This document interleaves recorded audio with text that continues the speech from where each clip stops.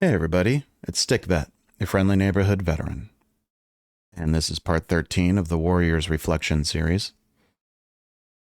They predicted I might do harm to others without plan or intention. When you hurt someone else, if you did not plan to and did not mean to, generally that's considered an accident. But when someone was trained to become a warrior in the military, and they are pretending to be a normal person in civilian sector, these accidents occur with increasing frequency, to the point that it cannot be an accident anymore.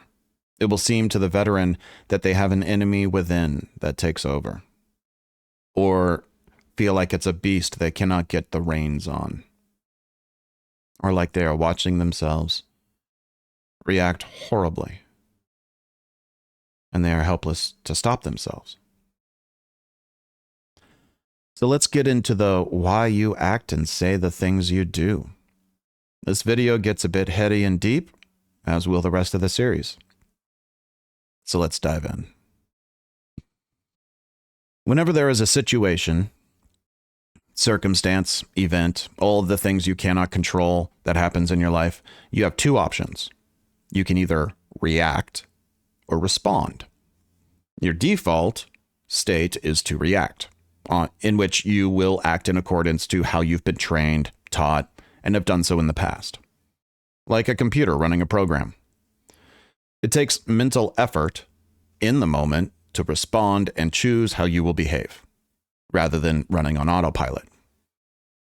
If you feel you cannot gain control in the moment, that's where meditation comes into play to develop the mental strength necessary to respond in a new manner to any situation. Or deep breathing exercises in the moment, which is meant to oxygenate the bloodstream so that you can think and create a new response. But generally, you're going to autopilot. Let's use our imagination skills now. I want you to imagine the true self, the true you inside of you. Like, imagine a single mote of energy behind the great command console of your body and mind. All the levers and buttons to control each individual aspect and thought and action are there, but often those accumulate dust and cobwebs, so they are rarely used. And since maturing into adult, you are the commander, the mote of energy that is you, that sits next to all the autopilot buttons, programmed reactions to all the usual encounters you have. You have created many of these buttons. Let's color them gold, because some are programmed from society, blue, family and friends, green, and they were installed into your mind. And for veterans, some of those buttons are red from military training, adapting to a warrior's beliefs, and potentially ones from war experience. Traumatic experience of any kind will create black buttons. Again, these are automatic reactions that you have adopted through your own life experience. So this is perceived enemy within is simply a collection of red and black automatic programs we have installed within ourselves.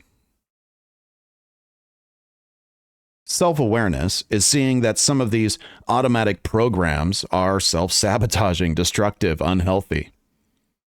Cognitive behavioral therapy, CBT, which is what you'll find if you go to the VA for counseling, it's a practice of putting sticky notes over bad buttons to remind yourself not to press them. And then to get up and individually turn each dial and lever, taking full control in the moment, creating a new purposeful response. It takes mental strength to be able to control and do all the work yourself by responding. And in doing so, you're creating a new program.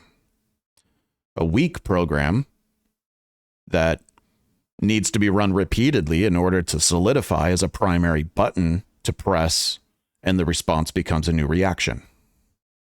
This is the work of reprogramming yourself. Cleansing. Other than the recognition of the work of reprogramming yourself that needs to be done, there is a core element to cleansing in this aspect, and that is intention. Back to the beginning, they predicted I would do harm without plan or intention. And although we're talking about these automatic processes, intention can be a core part of your mental stability, or it can be fluctuating and change in every single circumstance you face. That's on you. Having a belief in a singular intention can become the new format for all programs to be created from now on. Here's what I mean. For a long time, I thought I wanted to be a comedian. I love the format, love making people laugh. I think I'd be good at it if I practiced. So I studied it for a while. What's it take? And I learned about a crucial part of being a comedian that I'm not willing to do. And that is changing my singular intention. You see, a comedian has a singular intention to look for the humor in every situation. Not do what's best, not be competitive, not even intending to do what's successful for yourself. A good comedian will look for the humor in everything. And that's the format for how they react to everything. And I personally don't want to let go of my singular intention to do what is healthiest in every situation. It makes my programming easier because I can compare my automatic response to a format of what I believe is healthy or not. And maybe one day I'll change again. But for now, I like living my healthiest self rather than my funniest self. So when it comes to intention, it is immature and unstable to allow your intention to freely change depending on the situation. With a fleeting intention, more of your automatic reaction programs will be installed from your environment and from people around you, but not from you. You'd end up with a control panel of mostly blue and green buttons.